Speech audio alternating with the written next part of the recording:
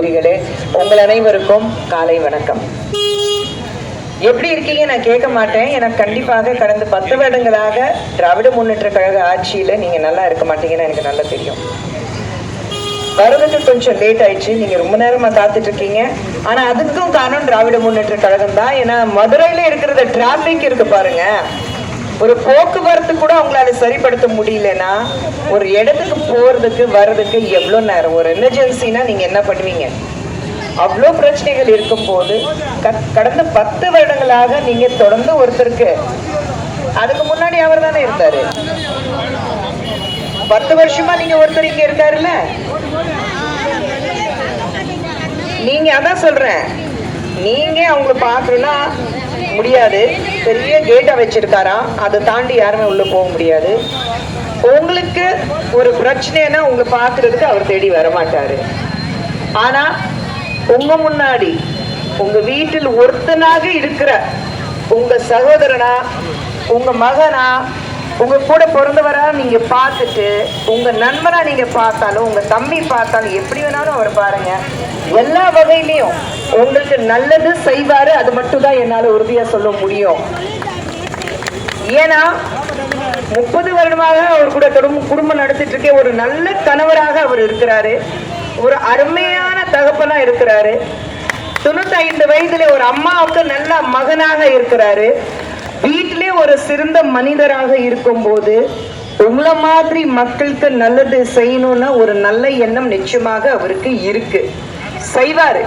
வந்த உடனே இந்த போக்குவரத்து பிரச்சனை தீர்க்க வைக்கிறதுக்காக முதல் படி எடுத்து வைப்பாரு. அதை நான் உங்களுக்கு உறுதியா சொல்றேன்.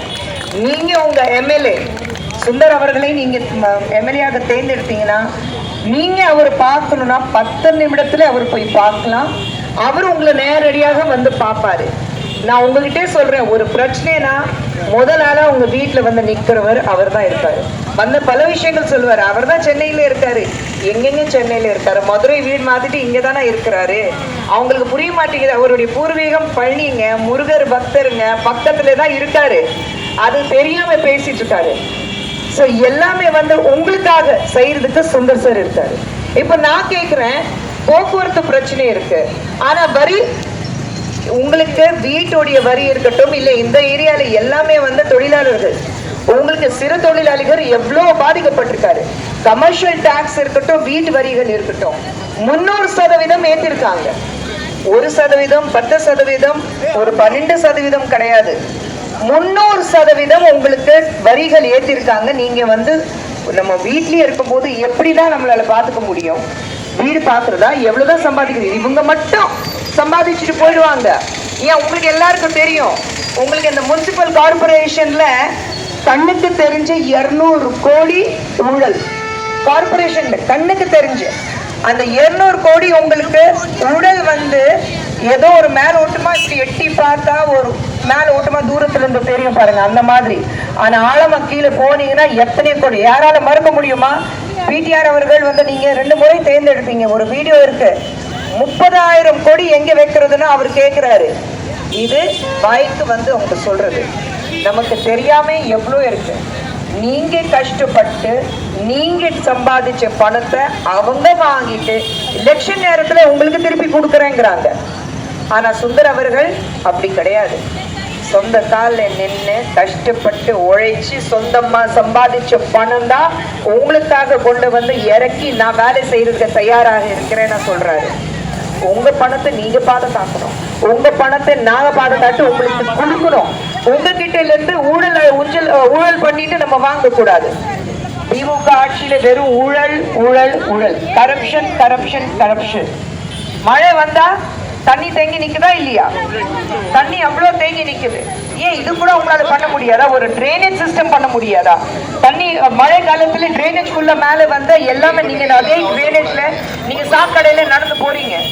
அந்த தண்ணி பிரச்சனை கூட உங்களால தீர்க்க முடியாததோ. முந்தானே இந்த பிடிஆர் அவர்கள் சொல்றாரு, குடிநீர் பிரச்சனை தீர்க்க வச்சுட்டேன். மற்ற தண்ணி குடிக்க சொல்லுங்க, உங்க வீட்டுல வர சொல்லுங்க வீட்டுக்கு. அதேதாம்மா அங்க வரமா மீனாட்சி அம்மன் கோயில் பக்கத்துல நீங்க பாத்தீங்கன்னா மழை பெஞ்சா யாராலும் வியாபாரம் பண்ண முடியாது. ஒரு நாள் அது வந்திருக்காரா? நீங்க அவ்வளவு கஷ்டப்படுறீங்கன்னு வந்து பார்த்திருக்காரா?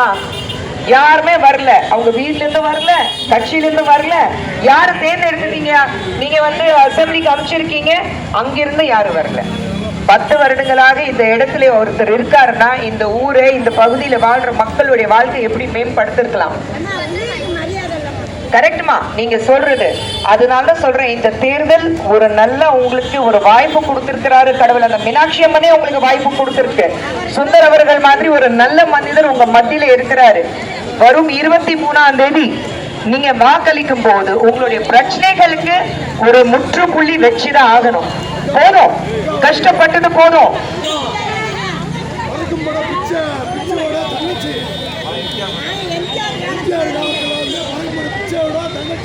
சூப்பர்மா, அதான் நீங்க இருக்கீங்கம்மா, சொல்லி கொடுங்க எல்லாருக்கும்.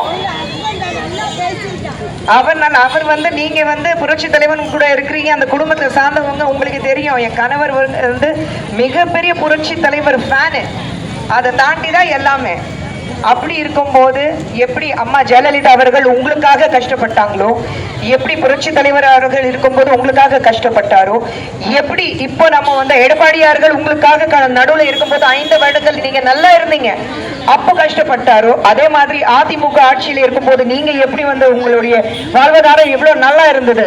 இந்த திமுக ஆட்சிக்கு நீங்க வந்து ஒரு முற்றுப்புள்ளி வைக்கணும். அவங்களுக்கு ஒரு நிச்சயமாக ஒரு சவாலாக சுந்தர்சி அவர்களை தேர்ந்தெடுத்துட்டு நீங்க அசெம்பிளிக்கு அமைச்சீங்கன்னா, நான் உங்களுக்குள்ள ஒருத்தியாக நான் இருக்கேன். அவருடைய பாதி சமம் நான் ஒரு மனைவிங்கிறது முறையில நான் சொல்றேன். உங்களுக்கு மத்தியில அவர் மட்டும் இல்ல, நானும் இருப்பேன். இங்கதான் வீடு இருக்கும், மதுரை தான் எங்க வீடு இருக்கும்.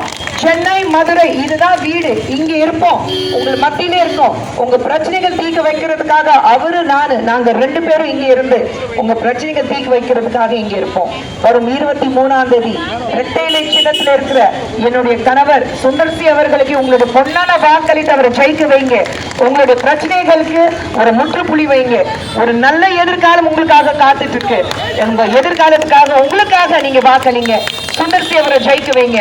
மறந்துடாதீங்க, நமது சின்னம், நமது சின்னம் வெற்றி சின்னம். நீங்க எடப்பாடியார் அவர்கள் சொல்லியிருக்கிறாரு,